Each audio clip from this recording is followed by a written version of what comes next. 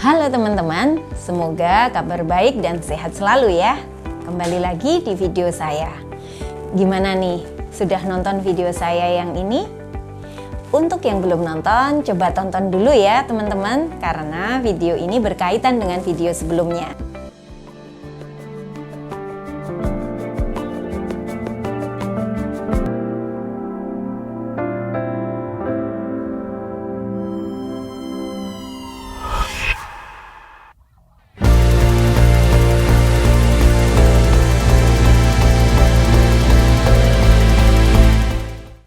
Nah, sehabis nonton video chapter 1, gimana hasilnya teman-teman?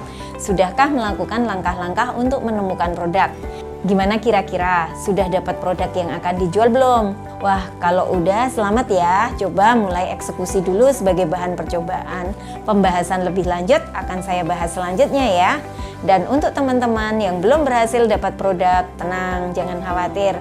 Saya akan tetap menemani perjalanan teman-teman kok. Setelah melakukan analisa matriks di bab sebelumnya, namun teman-teman masih belum ketemu juga produk-produk yang masuk kriteria ideal, apa yang harus dilakukan? Tetap semangat ya teman-teman, ada 2 langkah terakhir yang masih bisa teman-teman lakukan agar bisa mendapatkan ide produk yang cocok untuk dijadikan bisnis. Langkah 1, pick one. Menurut feeling saya, ketika teman-teman sudah melakukan langkah demi langkah dengan baik seperti video saya sebelumnya, seharusnya daftar produk yang teman-teman punya sudah cukup bagus. Teman-teman sudah punya list produk yang sudah divalidasi dan bahkan sudah ditajamkan penawarannya.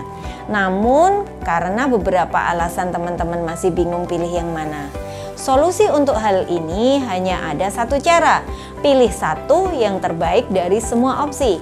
Bisa pilih produk yang skornya paling tinggi, bisa pilih produk yang paling teman-teman sukai, atau bisa pilih produk yang paling cepat untuk teman-teman eksekusi. Yang jelas, segera tentukan pilihan dan dikerjakan. Apakah itu menjadi jaminan bahwa ini produk yang terbaik?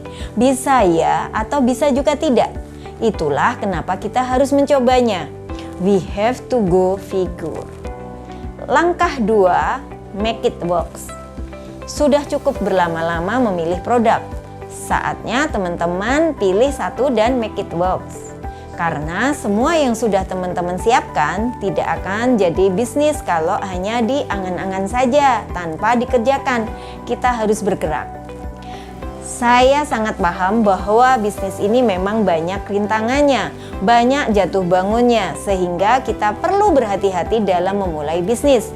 Namun, teman-teman kan sudah berpikir matang-matang terkait penentuan bisnis ini.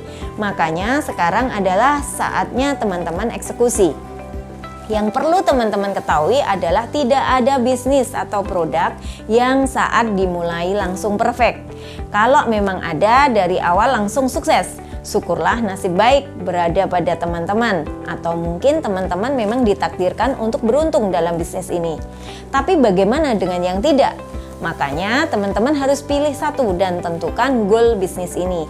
Jalankan dan lihat feedback apakah tujuan tercapai, dan fleksibel untuk perbaiki tindakan teman-teman sampai tujuan bisnis dapat tercapai. Cuma ini saja rumusnya teman-teman.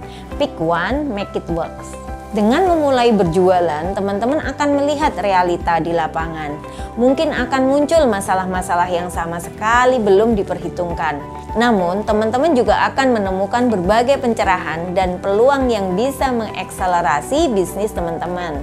Pernah dengar nggak teman-teman mengenai feedback is the breakfast of champions? Kita seringkali takut memulai bisnis karena merasa belum sempurna. Kita takut tidak berhasil, dan lain sebagainya. Padahal komplain, penolakan, dan target yang tidak tercapai pada hari itu atau pada bulan itu adalah feedback. Feedback adalah sarapannya para pemenang. Mereka berhasil setelah menerima feedback yang banyak dan menyikapinya dengan tindakan perbaikan. Kalau kita melihat komplain sebagai masalah, kalau kita hanya melihat belum berhasilnya target hari ini sebagai kegagalan, dan kalau kita menghindar untuk menerima feedback, kita selesai, tidak maju kemana-mana bisnis kita. Komplain adalah research gratis. Target belum tercapai adalah pencerahan tentang di sektor mana kita kalah dan harus memperbaiki sesuatu. Feedback adalah sarapannya para juara. Penunjuk kita apa yang harus kita perbaiki dan kita actionkan hari ini. Dengarkan, catat, dan modifikasi bisnis kita berdasarkan feedback tersebut. Misalkan teman-teman memilih berjualan produk digital. Lalu di tengah jalan, teman-teman menemukan tantangan bahwa belum semua orang familiar dan tertarik dengan produk digital. Nah, di situ teman-teman bisa melakukan perbaikan. Mungkin misal mengkombinasikan produk digital dengan produk fisik. Sebenarnya di semua feedback atau komplain yang teman-teman temui ternyata selalu ada solusi. Proses perbaikan-perbaikan ini sangat wajar, tidak ada bisnis apapun yang begitu dijalankan akan langsung perfect. Kalau setiap hari kita melakukan satu saja perbaikan, dalam sebulan mungkin bisnis kita sudah 30 kali lebih baik. Dalam setahun 365 kali lebih baik. Dalam 10 tahun. Nah, ada yang kurang di produknya, ada yang belum pas dengan keinginan customernya, ada yang operasionalnya ribet, ada yang marginnya tipis, ada yang karyawannya kabur-kaburan. Sebenarnya semua bisa diperbaiki kalau kita tidak baper, terlalu bawa perasaan. Fleksibel dengan tindakan teman-teman. Jangan malu merubah kebijakan, merubah strategi. Lakukan evaluasi, perbaiki, evaluasi, perbaiki. Terus begitu, lama-lama jadi sempurna dan berhasil scale up juga. Yang penting kita tidak menyerah.